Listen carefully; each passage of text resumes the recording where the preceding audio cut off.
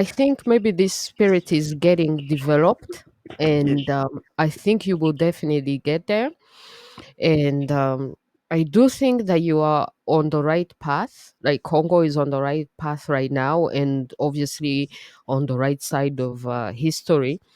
And you know, Chisekedi was brought in by Kabila, right? yes, And I think that when when Kabila, helped Chisekedi to come into power, they were underestimating him. They were yes. hoping That's true. that he will become weak and he will become their puppet. But I Perfect. think That's true.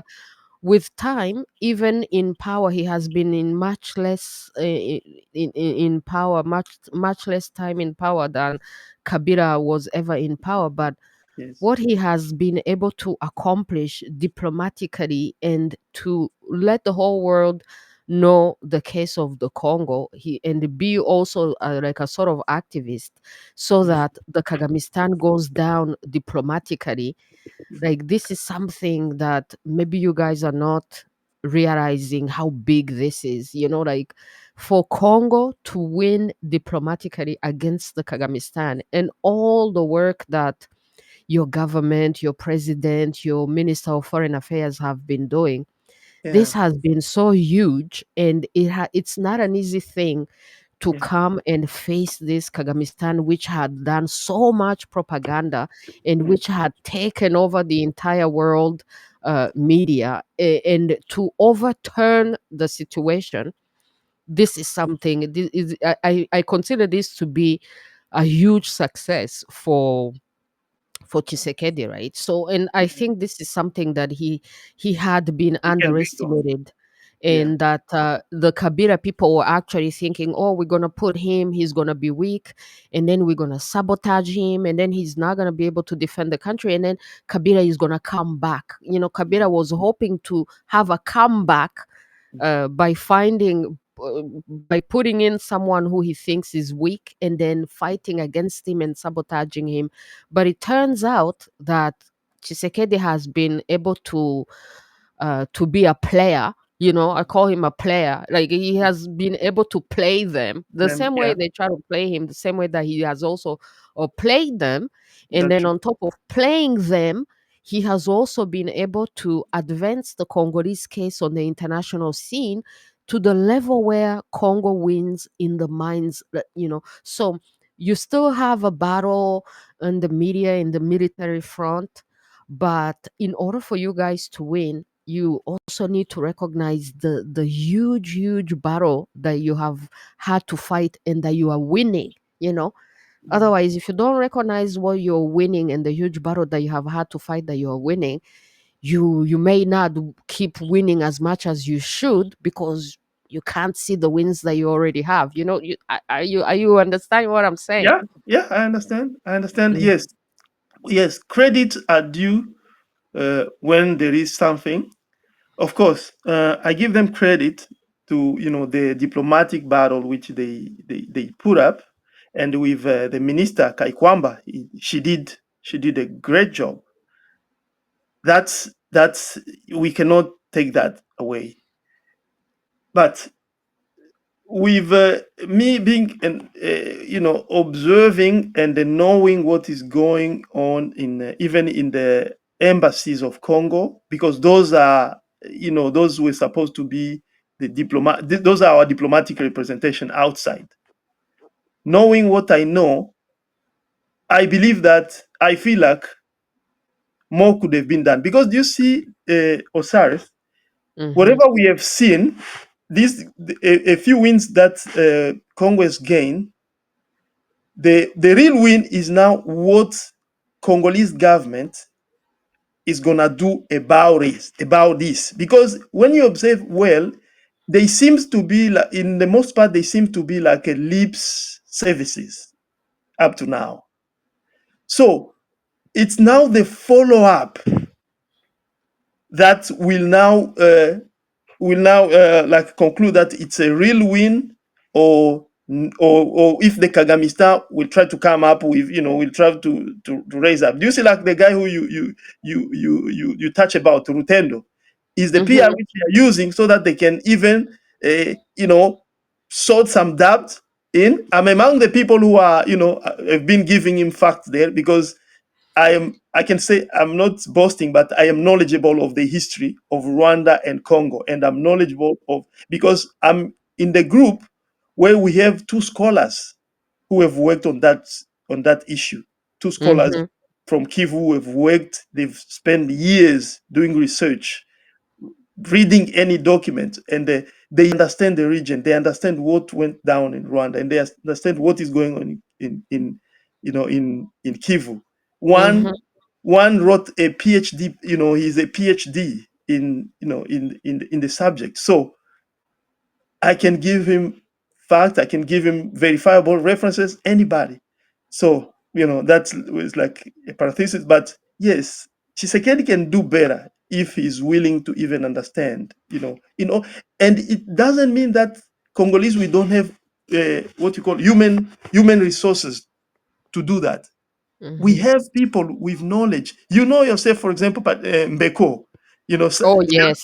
you see, if they can Beko even is a great presidential candidate because he understands politics on the international level and he understands politics on the local level, leave leave it even putting him in presidential, but if they can approach him even to be their advisor when it comes to, advisor. He yeah, can to be an advisor. geopolitics, you Yeah, see, to he can be an geopolitics. advisor. He can Yes, be a minister of something. yes. He's Do you, so great. yeah. Do you see the guy who they nearly put him on death row, like Jean-Jacques Wondo? I don't know if you know about him. That guy is a great analyst when it comes to military intelligence and security because he was himself an officer in Congolese army a long time ago. He left. He went to Belgium. He put himself in a military academy. He came out because he has the passion of that. Every time when you read this article about the Congolese military and what can happen, it ended up happening the way how he was analyzing it, and he's not alone. So in Congolese people, there is that human resources, but it's up to the guy who is a president to be willing to reach out and be willing to open up and be like, yes, we need to work together, and not only working with people who will be telling him, yes, boss, yes, president, yes, preso, yes. No, you understand, Louis? Absolutely, absolutely. I hear you. I hear you. It's a huge task, and I Yeah. understand you. You know, because you are Congolese. Yeah. Obviously, you need to hold your president Accountable, yeah. accountable. You know, you Definitely. need to hold your president accountable, and you also need to always be criticizing him so that he can improve, you know. And I'm also enjoying this because it also shows the difference between Congo and Rwanda. That in Congo, you may have a democracy where people still have political debates and they still have Yes. political opinions, and they can even still criticize their government. You can Mhm. even still criticize your president, you know. Yes. So even Mhm. this is nice. And then even though you want him to win, you want Congo to win, you are not blindly Yeah. following your president, you know. Definitely. Unlike some people in the Kagamistan who are so, they are just fans of the Kagamistan and they are so blind to anything and everything that he's doing. Mhm. And when he's wrong, when he's invading Congo, instead of supporting the Congolese people, They just they are supporting the Kagamistan, and Afghanistan. they're now playing as if Rwanda is a victim. Or why is everybody attacking Mhm. Rwanda and sanctioning Rwanda? They're behind Kagame. And Rwandan people don't have that. Like, let's question, why would even the whole world be sanctioning you? Why don't you hold your own president accountable and ask him questions? So this does not even exist in Rwanda, you know. Yeah. So the Yeah. fact that this even exists in Congo, and the fact that you have all these opposition people in Congo, they're all in Kinshasa, right? Even Fayulu, even Katumbi, even Kabila was allowed to, like, you know, be there for a very long time, you know. No, So Louis, all not these really. things are things that show how Congolese people and how your nation is operating and how you guys are so much more advanced, you know. Yeah. Yes, Louise. Do you see? I will address also a comment that came up, but you said they are all in Kinshasa. Not really, Louise. That's where I Mm, said even Chisekedi, probably when mhm, he was very friendly, when he was still in good relationship with Kagame, he was trying to adopt some Kagamistan methods, because this is what happened. uh, a lot of politicians, they had some liberty of opinion in Congo, and of speech and space. But as years progress, since like the 2021, I don't know if you heard the killing of the former minister of transport.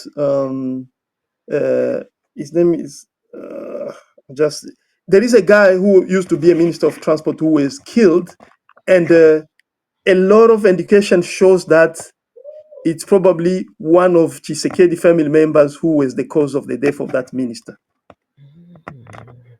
Then there was, because this is the thing, and the guy would say, "No, I'm not for Nanga. I can never." Me being, let me tell you, people, my father is from Uvira. My uncle is among the first group of Wazalendo who fought Rwandan army in 1996, in 1998, and 2000 and 2003. I myself was among that movement in 1998, although I was younger. So I can never, ever, not even in my dream, be for Nanga. Nanga is a guy who later on, when Congo is pacified and there is order, needs to be brought to justice. But although I'm against Nanga, I'm not blinded, I'm not fanatic to say that Tshisekedi is a saint. Now, everything that Tshisekedi is doing is good. No, because if we are now in this mess, partly is because of Tshisekedi. Because Luis and other people who don't know Congo, I know Congo. I've traveled through Congo. Congo has so many military centers which are at they are dilapidated, and those centers, they don't need more than $10 million to be rehabilitated, and give soldiers, Congolese soldiers, a place where they can be doing military maneuvers and training. But Tshisekedi have been in power. He has embezzled probably billion of US dollar. And so those centers are dilapidated. For example, there is in Kivu, there was a Rumangabo. In the last time I actually, right now, since I've been going through the media, probably I'll never put my feet anymore in Rwanda. But in 2015, I was in Rwanda because I was going back home. I went back home in Bukavu, Uvira, and I came to Goma, and I was curious. I wanted to go to Rwanda because the last time I went to Rwanda, it was in 1989, in 1989. So, and I had friends. I had friends in Kigali, my even family, because my father was in business, in kind of petrol business from eastern side of Africa to Congo. So we had, friends in Kigali. Some, if I say their name here, people might be able to recognize them in both sides, both Tutsi and Hutu. So during the war in 1994, during the war in Rwanda, some of our friends, they were even hosted at our places.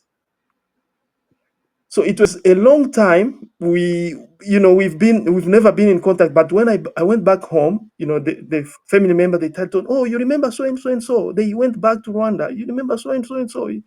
And so I went and visited Rwanda. I know some people, as you said, I know what's going on in Rwanda, because even our friends, when you try to speak with them in Rwanda about politics, they will tell you, "Hey, stop that." But when you come to, you are both of you in Goma or in Bukavu, they will speak freely. They will tell you everything. They will speak their mind. So I understood that people are really oppressed in Rwanda. They can't speak up. Now back to Congo. Chisekedi started doing kind of the same thing. Anybody who criticized him in Kinshasa, even journalists, I don't know if you know Pero Luara. I don't like him, but he's a Congolese. I will plead for him. I'm a human rights activist. Pero Luara ran away from Congo because he was pro this guy called Katumbi, and he started getting death like a death intimidation or death threat. That's why he ran away from Congo, because things like that can happen. UDPS, or the party of the president, has this group called Force du Progrès. It has become like a militia in Kinshasa. It intimidates politicians. That why there is an opposition politician called Frank Diongo. He was beaten at his place. His place was broken down, was destroyed. He feared for his life and he ran away.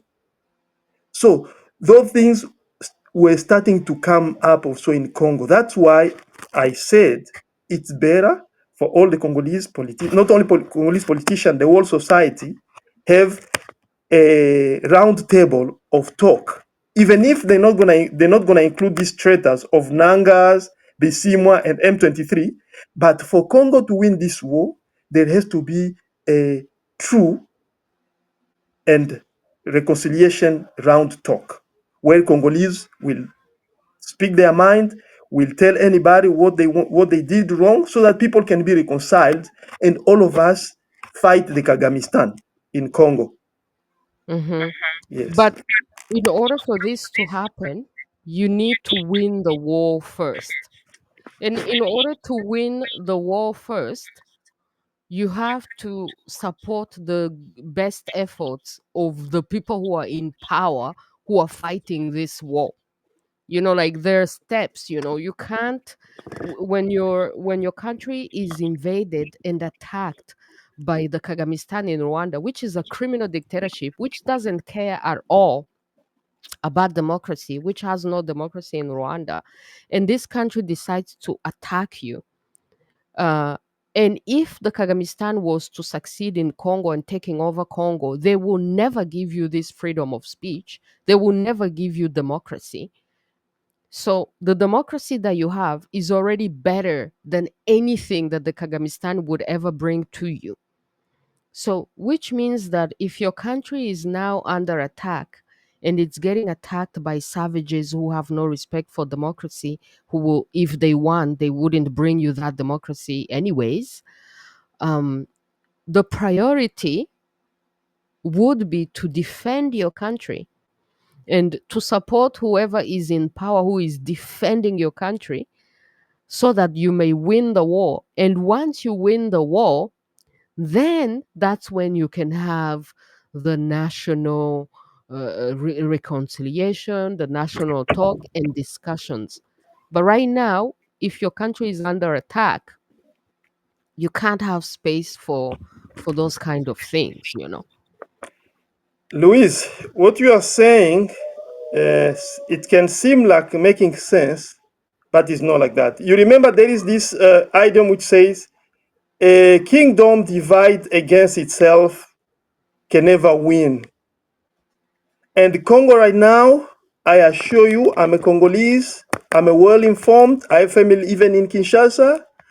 I can, I have time, with me, the work which I do, I have a freedom of leaving my work and even reading newspaper and reading news the whole day.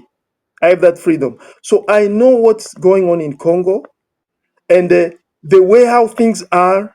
Of course, we are holding our lines. Like me, probably every 3 times in a week, I am in talk with people in Uvira, Bukavu, Goma. And among those people who I'm in talk with, they are Wazalendo. Of course, I encourage them to hold the line so that we don't give the Kagamistan more space. But at the same time, when I hear their frustration, when I hear the frustration of people who are in politics, when I hear the frustration of teachers in even the part where there's no war, like in Kinshasa, like in Lubumbashi, when I hear the frustration of my people in Katanga, I know that things are not good. And if we continue like this, people will be demoralized, and the Kagamista will gain space because people are demoralized. They are not motivated even. So for that motivation to come, it's for the people who are in power, Tshisekedi as a president, to open up space, to be willing to listen, and and stop what he was trying to do. Because look at this, Louise. Do you know that we are like we've? Can you imagine that in all this situation? For example, since there was a land hold their line in Uvira, it has been maybe 2 weeks now. They didn't receive any help from Kinshasa, neither monetarily, neither material. It's only probably now as we are speaking, that's how now there is maybe a semblance of some logistical help now coming, a semblance. But it doesn't mean that Kinshasa doesn't have means to support those guys. Hmm. There is I means. think what people need to understand on the Congo side, I'm thinking of something that can unite people because you talked about your kingdom divided, right? Yes. So then maybe we need to talk about what is it that can unite the Congolese people. And one of the things that I would like to tell you guys, the Congolese, that may help you in your unity process and your fight against the Kagamistan. Because me, I'm on the side of the Congolese people. I'm not on the side of any Thank you. I government. know. Anyone who is in power, I would support them as long as they're working for the Congolese people. You know what I mean? Yeah. So the thing that would unite the Congolese people uh, is to realize that it's not about Chisekedi. And if Chisekedi loses the war, it will be the entire nation that has lost the war. So I think people need to understand that it's not Chisekedi who is fighting the war, it's the whole country, it's the entire nation. And we cannot allow the Kagamistan to win, even if it's against Chisekedi. Even if we like him or don't like him, we need to put that on the side, because if Chisekedi loses, it's the entire nation that is losing. And they would be losing to the Kagamistan, which is 1,000 times worse than Chisekedi. So you think Chisekedi is bad, but the people that he's fighting against are 1,000 times worse than him. So if he loses, even though you think he's bad, you're going to get 1,000 times worse.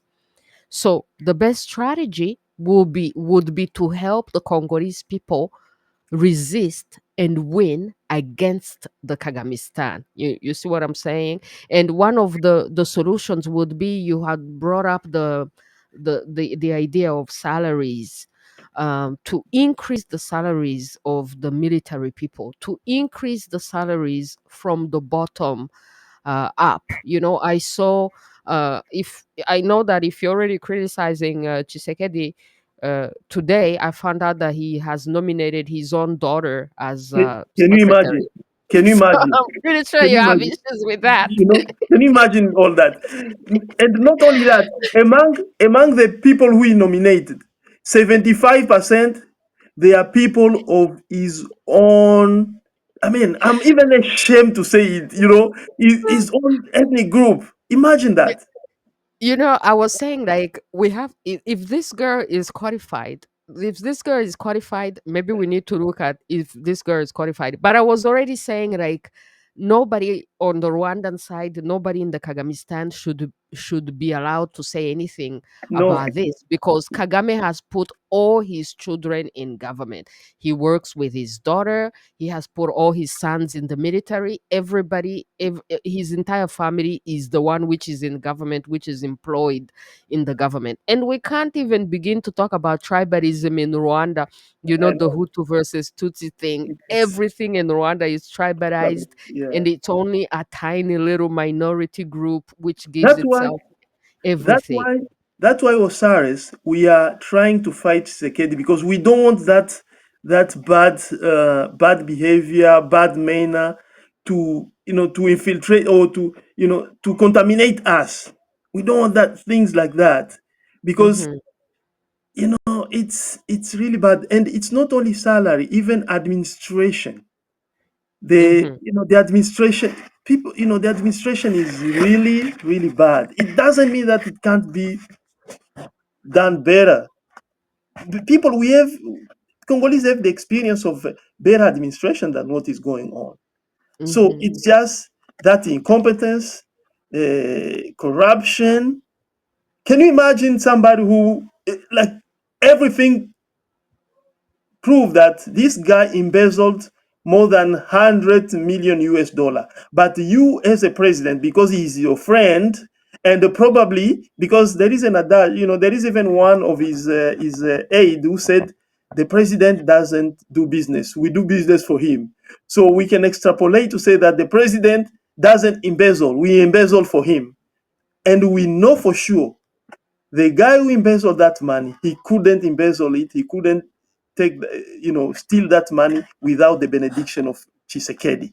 So, because he's his friend, he said, "Oh no, guys, you are destroying the reputation of a family father."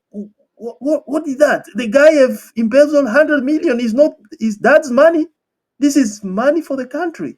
The money which can help rebuild our army. As I told you, those because the Congolese army, the problem, other than the infiltration, which is not a big deal to stop, the other problem is the problem of motivation, training, and the discipline. And those things can be gained with the wealth that Congo has. Congo has, if they cut the salary, those salary which they give themselves, Congo can get money to pay well its military, and it can get money to rehabilitate those centers. If in few months, even in 3 months, those centers can be rehabilitated, and the soldiers get a good training and a good military maneuver.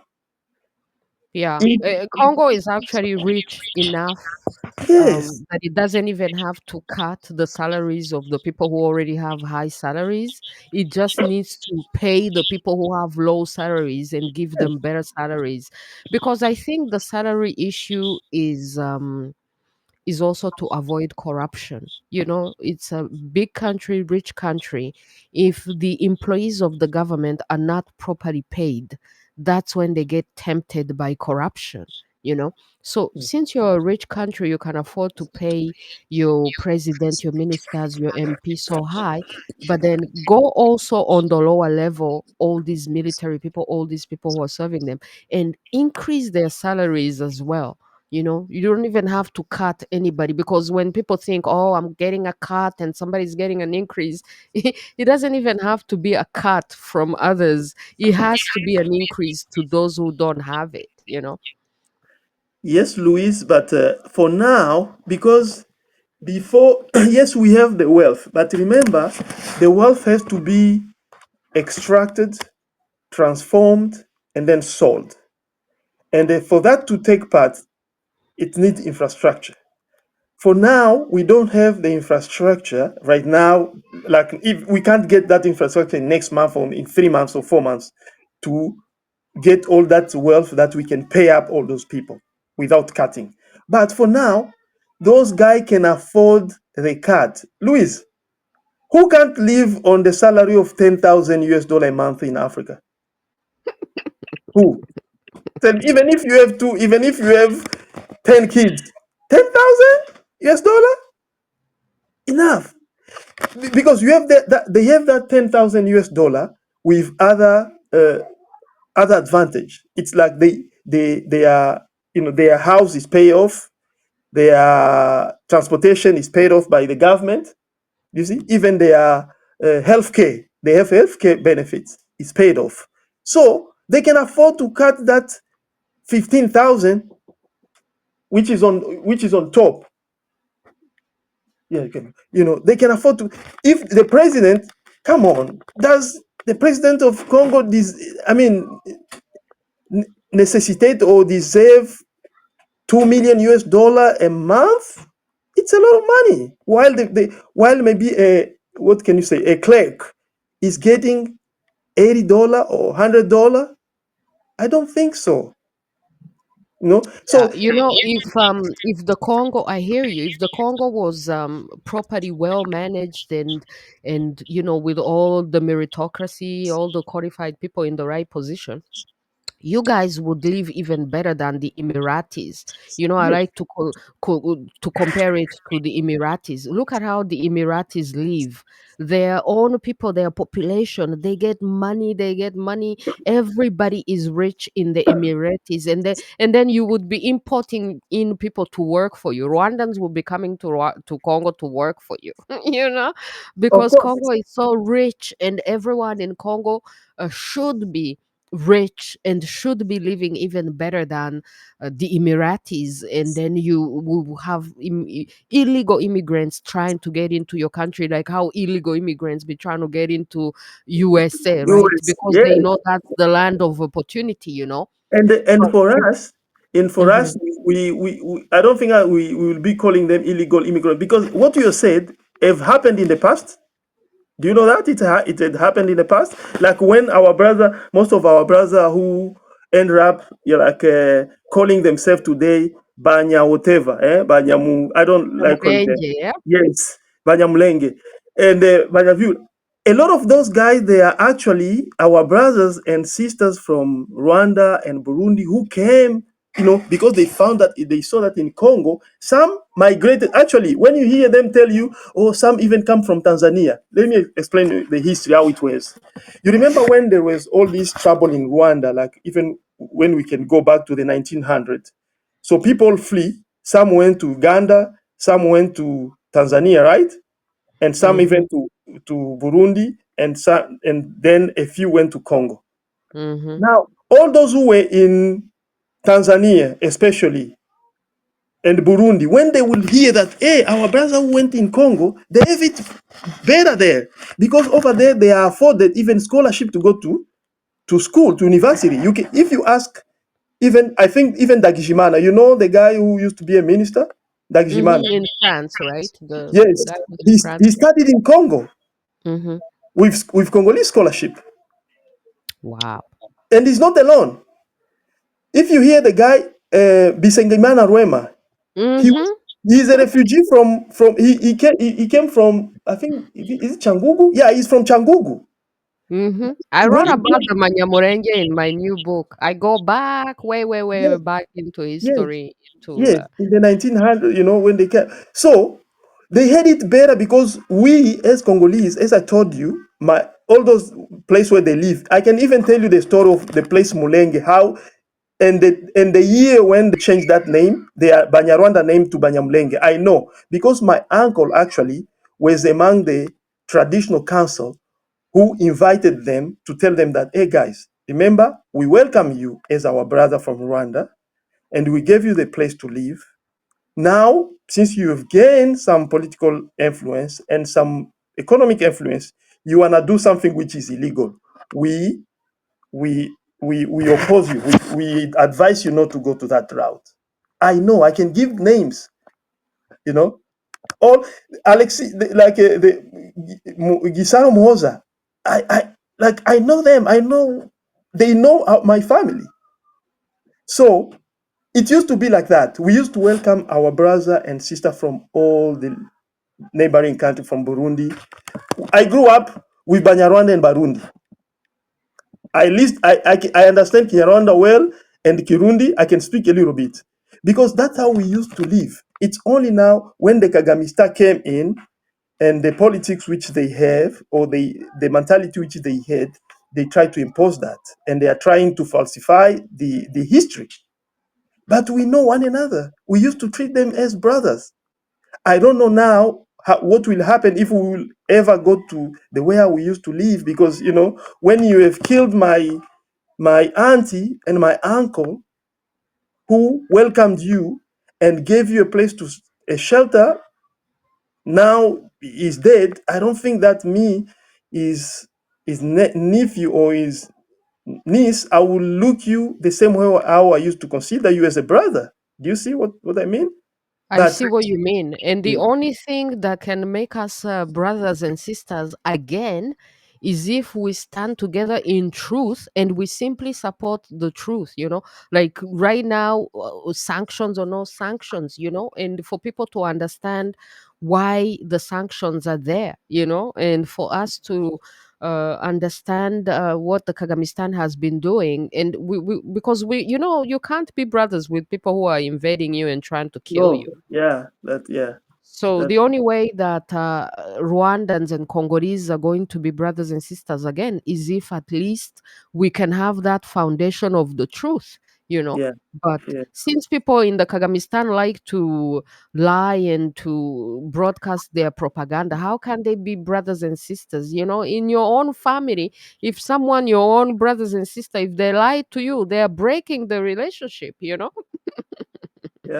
yeah, So my yeah. brother, let's come to the conclusion. What is Yes. your message? What do you want?